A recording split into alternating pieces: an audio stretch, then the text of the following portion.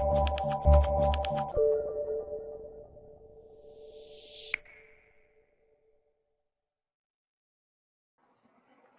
Everyone, study at home में आप सभी का स्वागत है।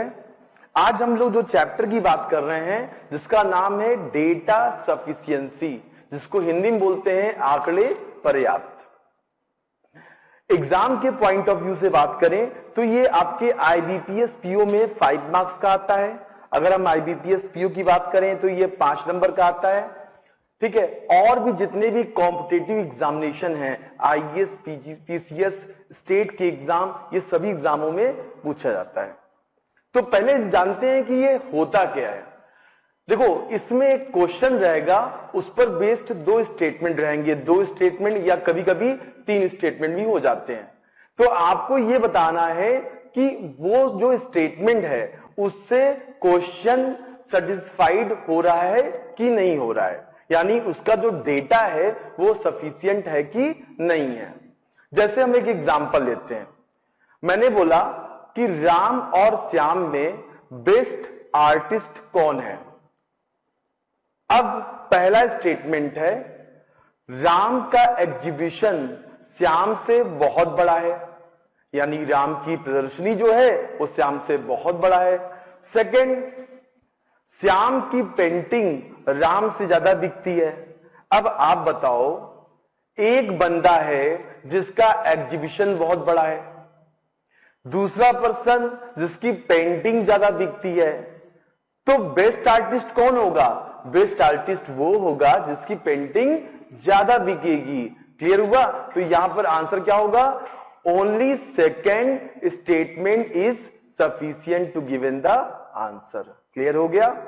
चलिए एक एग्जांपल हम आपको और समझाते हैं। जैसे मैंने बोला कि दो स्वीट की शॉप है। अब एक स्वीट की शॉप है वो बहुत बड़ी है, लेकिन उसकी जो मिठाइयां हैं, जो स्वीट है, वो नहीं बिक्री हो रही हैं। एक स्वीट की शॉप छोटी है लेकिन उसकी जो मिठाई है वो बिक्री हो रही है ना।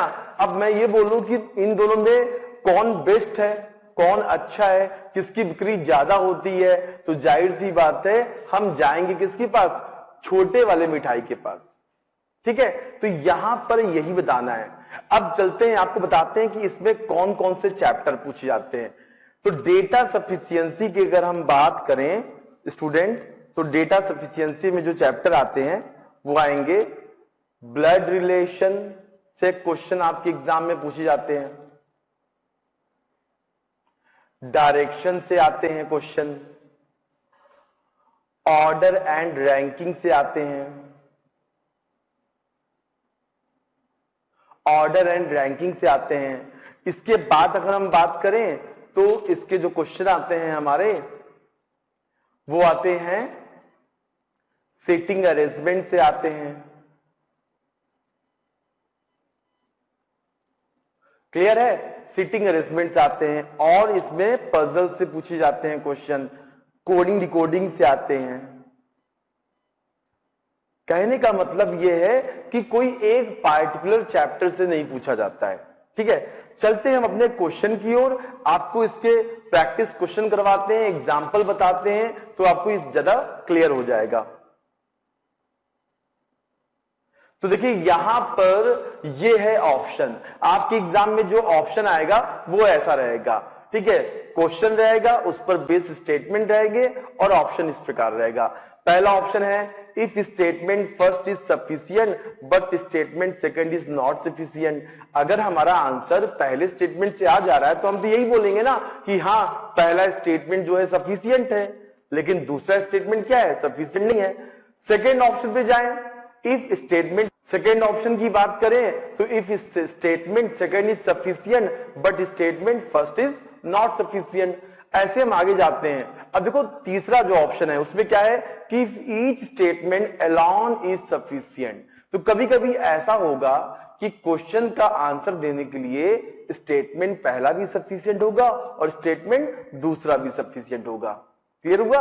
आगे चलते हैं फोर्थ में, if statement first and second together are not sufficient. और कभी कभी ऐसा भी हो जाएगा कि चौथे में, यानी कि पहला और दूसरा स्टेटमेंट दोनों जो है आंसर देने के लिए सफिशिएंट नहीं है। पांचवें की बात करें तो पांचवें में ऐसा हो सकता है, कह रहा है कि if both statement together are sufficient but neither of the statement alone is sufficient. इसका मतलब यह हुआ कि हो सकता है कि क्वेश्चन का आधा इंफॉर्मेशन एक स्टेटमेंट में हो और उसका जो आधा इंफॉर्मेशन है वो दूसरे स्टेटमेंट में हो और दोनों को मिला करके आंसर देने के लिए सफिशिएंट हो। क्लियर हो गई बात? इतनी बात समझ में आ गया? ठीक। हिंदी की बात करें तो ये यहां पे पांचवा पॉइंट यहां पर मिस हो गया है, तो आपको क्लियर हो गया होगा यहां पर। ठीक, आगे चलते हैं हम लोग अपने क्वेश्चन की ओर चलते हैं। ठीक, तो पहला क्वेश्चन देखिए, अब आप पहला क्वेश्चन आपके सामने है, A is in which direction with respect to B. मैंने आपको पहले ही बताया था कि ये किसी पार्टिकुलर एक चैप्टर से नहीं आता है। कोई भी चैप्टर, जैसे कि मैंने आपको पहले बता दिया था, कोई भी चैप्टर से यहां पर क्वेश्चन पूछा जा सकता है। जैसे यहां पे देखिए डायरेक्शन से क्वेश्चन है, तो A is in which direction with respect to B. Simple से आपसे क्वेश्चन पूछा है कि ए बी से किस दिशा में है। अब यहां पर दो स्टेटमेंट है, चलिए देखते हैं। पहला स्टेटमेंट है B is to the north of C. अब यहां देखो, B is to the north of C, यानी C के नॉर्थ में कौन है? B है।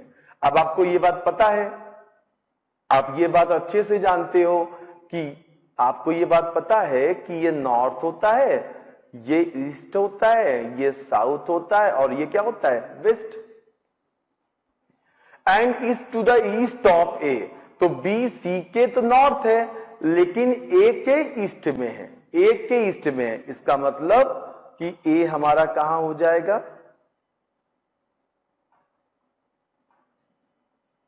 ए हमारा, तो ए के ईस्ट में बी हो जाएगा यहां पर, ए के ईस्ट में। क्लियर हुआ? ठीक।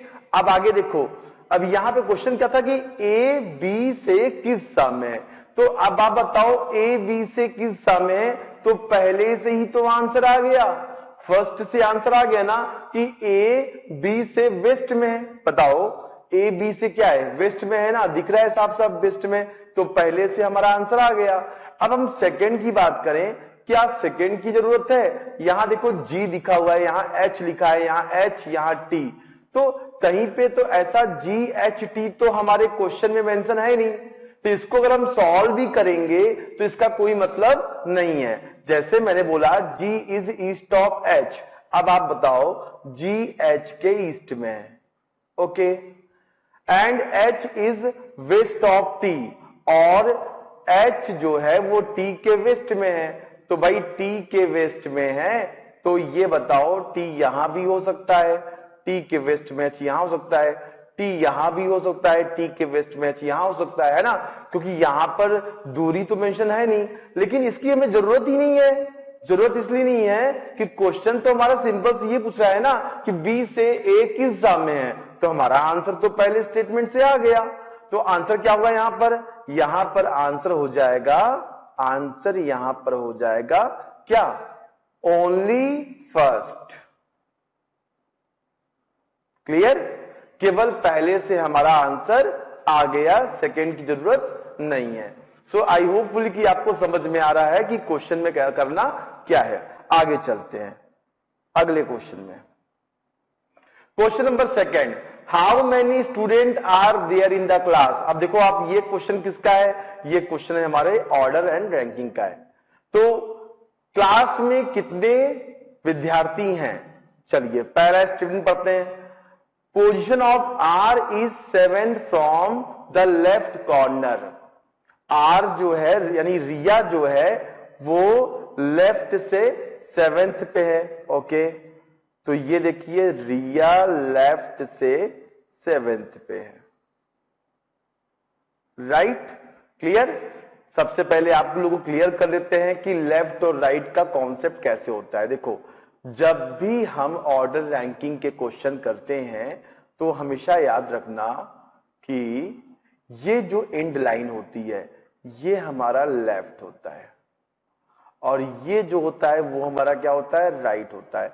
अब आप बताओ, अगर रिया लेफ्ट से 7th है तो 1 2 3 4 5 6 7, तो रिया लेफ्ट से 7th ऐसी तो होगी। क्लियर है ना? तो वही तो मैंने यहां पे किया है। क्लियर? आगे, and position of rakhi is 9th from the corner, और राखी जो है वो 9th है कॉर्नर से।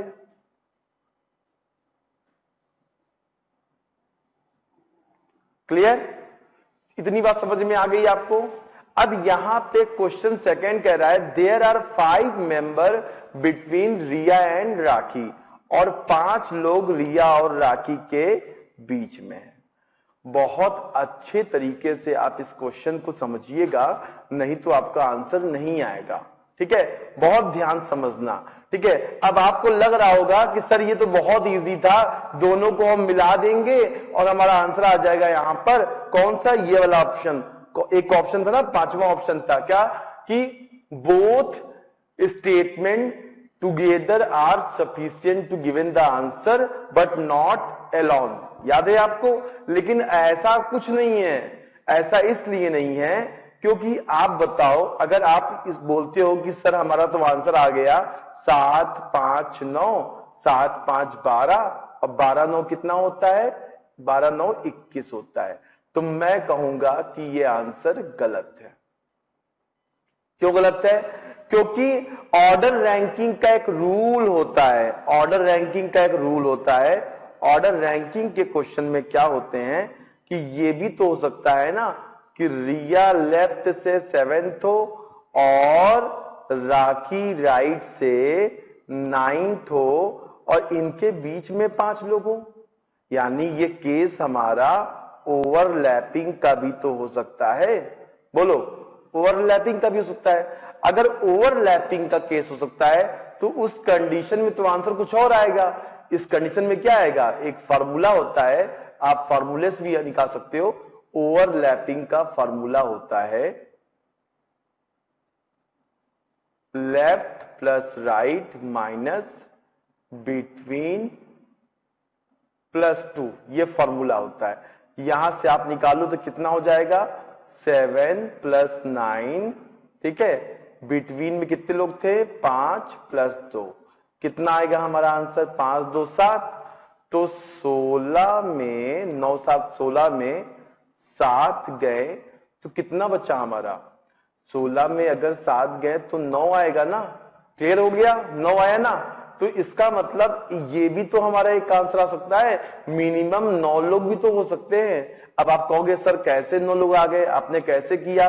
मैं आपको प्रूफ कर देता हूं कि मैंने कैसे किया। मैं आपको प्रूफ कर देता हूं। ये देखिए ओवरलैपिंग कंडीशन, 1 2 3 4 5 6 7, बीच में 5 लोग हैं। ये भाई देखो बीच में 5 लोग हो गए, है ना। अब यहां पर रिया लेफ्ट से है, रिया यहां से लेफ्ट से है। अब राखी राइट से कितनी होगी, तो राखी राइट से हो जाएगी इधर से, यहां से राखी राइट से हो जाएगी। तो देखो 1 2 3 4 5 6 7 और 8। ठीक, ये हो गई हमारा कौन, राखी। अब आप बताओ, राखी ये हो गई, ये रिया हो गई, इनके बीच में कितने लोग हैं, 5 लोग हैं ना। 5 लोग हैं कि नहीं है? तो अब बताओ, अगर पंक्ति में हम मैक्सिमम लोगों की, मिनिमम की बात करें तो मिनिमम कितने लोग आएंगे, काउंट करो, 1 2 3 4 5 6 7 और 8। 1 2 3 4 5 6 7 8 और ये 9, क्योंकि राखी ड्राइव कितनी थी, 9 थी राइट से, तो कितने आएंगे, 9। तो इसका मतलब कि मिनिमम आंसर हमारा कितना आएगा, 9। मैक्सिमम लोग कितने बैठेंगे, बोलो, मैक्सिमम कितना हमारा आंसर आया था, मैक्सिमम आया था 7 5 12, 12 और 9 कितना, 21, मैक्सिमम 21।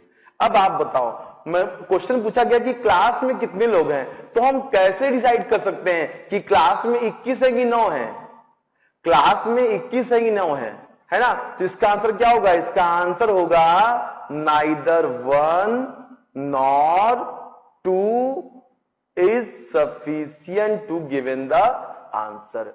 क्लास मैंने आपको पहले ही बताया था कि जो भी हम आपके सामने क्वेश्चन ले आए हैं ये बहुत ही अच्छे लेवल के क्वेश्चन हैं। अक्सर अगर आपने ऑर्डर रैंकिंग का चैप्टर नहीं पढ़ा है मुझसे तो एक बार ऑर्डर रैंकिंग का आप चैप्टर मेरे वीडियो में देख लीजिएगा, वहां पर आपको क्लियर हो जाएगा कि ओवरलैपिंग का कंडीशन क्या होता है। नहीं तो आप देख लो ऐसे क्वेश्चन में स्टूडेंट कितनी आसानी से गलती कर देता है, उसको लगता है कि सर ये तो बहुत इजी है, पहले वाला क्वेश्चन यहां कर दिया, रिया है और यहां राखी है, बीच में 5 लोग हो गए तो 7 5 12 9 21 सर 21 आंसर आ गया, बोथ आर टुगेदर सफिशिएंट। ठीक है, ऐसे गलती होती है। बट इसका आंसर क्या था? इसका आंसर है नाइदर 1 नॉर 2। क्लियर हो गया? तो यहां देखिए हम आंसर मेंशन कर देते हैं, आंसर नंबर 4 हो जाएगा, ये आंसर होगा। एक बार आप लोग आंसर भी देख लीजिए, ठीक है, चेक कर लीजिए तो आपको चीजें क्लियर रहे। ये हमारा आंसर हो जाएगा 4 वाला statement, first second are together are not sufficient. लेकिन स्टूडेंट करता क्या, वो 5वें को आंसर लगा देता कि सर ये तो बोथ आर सफिशिएंट है। तो ऐसे गलतियां होती हैं। क्वेश्चन का आप लेवल देख रहे हैं, ऐसे आपके एग्जाम में क्वेश्चन पूछा जाता है। अगर आपको ओवरलैपिंग के बारे में पता ही नहीं होता तो आप क्या करते, आप भी आंसर लगाते, यही है ना। चलिए आगे चलते हैं क्वेश्चन पे।